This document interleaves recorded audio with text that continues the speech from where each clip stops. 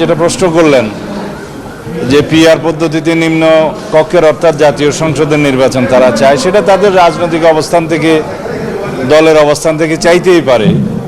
কিন্তু বাংলাদেশের বাস্তবতায় এবং ইতিপূর্বে সংস্কার কমিশনে আমাদের সাথে যেভাবে আলোচনা হয়েছে, সেই পিআর পদ্ধতির নির্বাচনের মধ্যে আমরা কোনো ঐক্যমত পাইনি।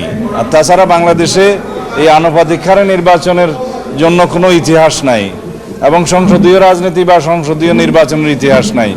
বাংলাদেশের রাজনৈতিক কালচারে সেটা একটা নতুন আইডিয়া, যার জন্য অনেক রকমের পরীক্ষা নিরীক্ষা পৃথিবীর বহু দেশে হয়েছে, সেটা কখনো দেখেছি আমরা আমাদের এই দেশের জন্য প্রযোজ্য নয়। এবং যেখানে যেখানে প্রযোজ্য আছে সেখানে অনেক জটিল অবস্থা। আনুপাতিক হারে নির্বাচনের ক্ষেত্রে কোনো সংসদীয় এলাকার ভোটারগণ জানবেন না যে কে তাদের এমপি হবে।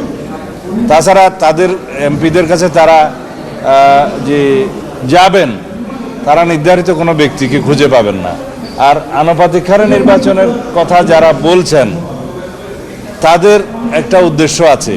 যারা স্থানীয় সরকারের নির্বাচন জাতীয় সংসদের নির্বাচনের আগে চায়, তাদের একটু উদ্দেশ্য আছে, হয় নির্বাচন বিলম্বিত করা অথবা বাংলাদেশে নির্বাচন না হওয়া।